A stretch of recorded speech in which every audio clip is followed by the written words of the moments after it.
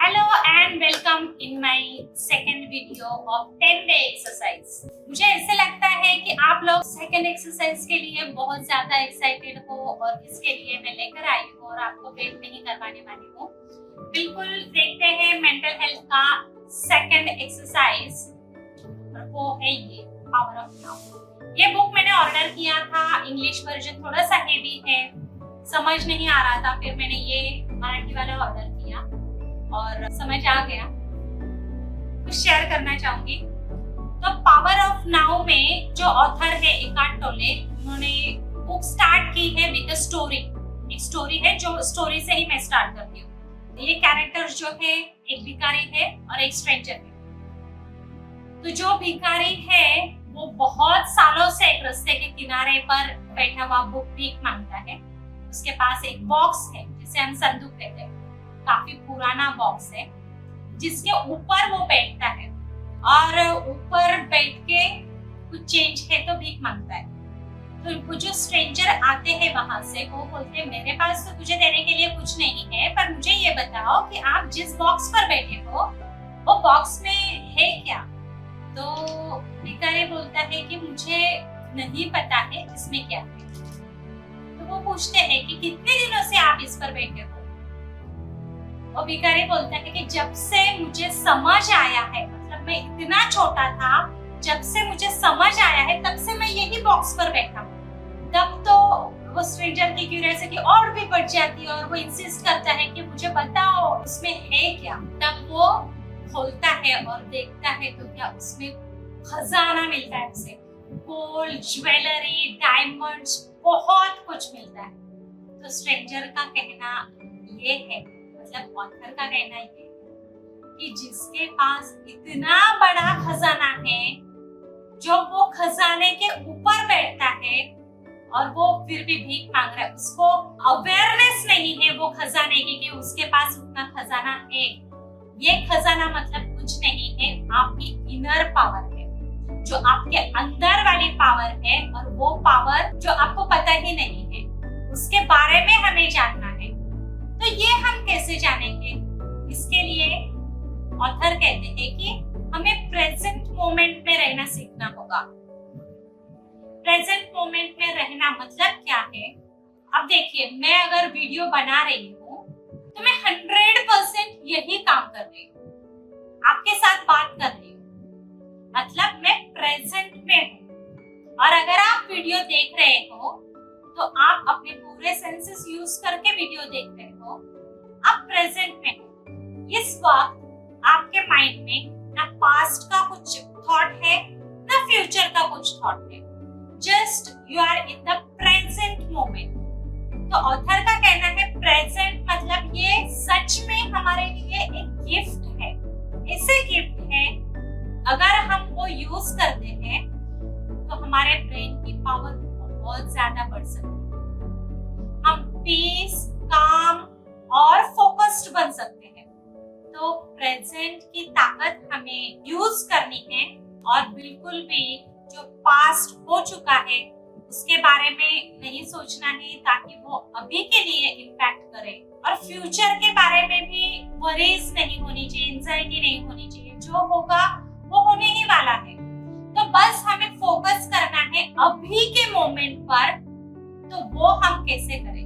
तो इसके लिए कुछ एक्सरसाइजेस होती है जो मैं थोड़ी सी आपको देती हूँ। आपको दिन भर में कभी भी यूज कर सकते हो, मतलब एनी टाइम। जब भी हम कोई टास्क करते हैं, एक टास्क खत्म होने के बाद आपके पास थोड़ा टाइम है। एक्चुअली आप जब टास्क करते हो 100% उसे दे रहे हो, इसका मतलब है कि आप प्रेजेंट में रह रहे हो। पर फिर भी टास्क खत्म होने के बाद आपको क्या करना है? ब्रीदिंग एक्सरसाइज करनी है और ब्रीदिंग का एक पैटर्न होना चाहिए। वो पैटर्न कैसे होगा वो मैं आपसे बात करती हूँ, वो मैं आपको बताती हूँ। जैसे हम इनहेल करते हैं और इनहेल करने के टाइम पर आपको चेक करना है कि आपकी सांस कहाँ तक जा रही है। स्टमक तक जा रही है या यहाँ से लेके ऊपर ऊपर से ही जा रही है, आप चेक कीजिए। नॉर्मली वो आधे अधूरा ही जाती है और वो रिटर्न आती है, बट वो जो आप ऑब्जर्व करोगे तब आपकी सांस पूरी स्टमक तक जानी चाहिए और फिर उसको आप मुंह से बाहर निकालोगे, एक्सेल करोगे।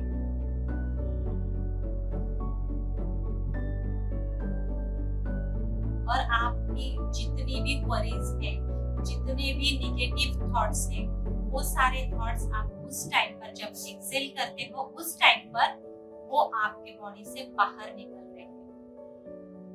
ये एक्सरसाइज आप कितनी बार भी कर सकते हो, जब भी आपको याद आता है आप किया कीजिए।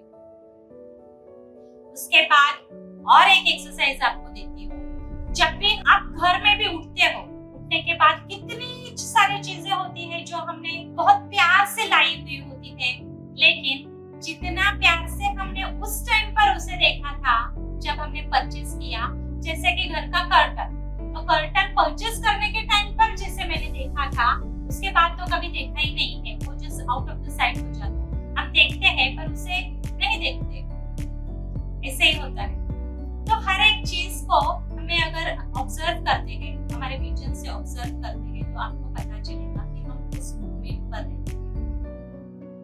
जब तक मैंने बुक नहीं पढ़ी थी तब तक मुझे नहीं पता था कि मेरे फ्लैट के बाहर बर्ड्स चर्पिंग की आवाज आती है, एक मुर्गा बांग देता है थोड़ी देर, पर ये मैंने कभी ऑब्जर्व नहीं किया था, मैं मेरे थॉट्स में ही रहती। लेकिन जब से मैंने पावर ऑफ नाउ को पढ़ा है तब से मैं ये छोटी छोटी चीजों को सुनती हूँ, देखती हूँ, ऑब्जर्व करती हूँ। और इससे होता क्या है कि जो अननेसेसरी थॉट्स हमारे मन में आते रहते हैं, हम हमारे ब्रेन को परेशान कर रहे होते हैं। 60,000 थॉट्स के ऊपर थॉट्स हमारे दिमाग में आते हैं और उसमें से कितने थॉट्स काम के रहेंगे, बहुत ही कम। तो अननेसेसरी थॉट्स से हम ब्रेन के मसल्स को स्ट्रेच करते हैं, उसे परेशान करते हैं। तो क्यों परेशान करना? हम मिनिमम थॉट्स रखेंगे, प्रेजेंट में रहेंगे और हमारे ब्रेन की पावर को मैक्सिमम यूटिलाइज करेंगे। और अगर हम ब्रेन मसल्स को रिलैक्स रखते हैं तो जिस वक्त हमें जरूरत है हम उसका फुल पोटेंशियल यूज कर सकते हैं। ठीक है, तो मैंने जितनी भी एक्सरसाइजेस आपको दी है, आशा करती हूँ आप करोगे और अभी से करोगे। जब भी एक काम खत्म होता है, कुछ नहीं तो एक 5 ब्रीदिंग आप कर सकते हो, जितने भी वरी से कुछ टेंशन है निकाल के फेंक देना है। ऑब्जर्व करना है चीजों को, जो भी आवाजें आ रही है वो सुनना है।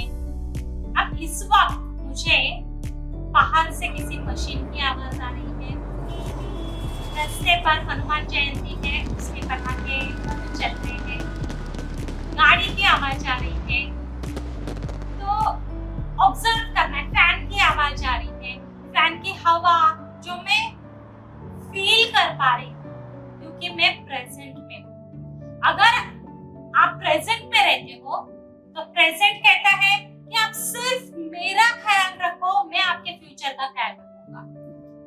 समझ आ रहा होगा आपको कि जिस प्रेजेंट में रहने से आपका फ्यूचर अच्छा हो सकता है। तो फ्यूचर के बारे में वरी करने से अच्छा है कि हम प्रेजेंट में जिए और प्रेजेंट में 100% दें।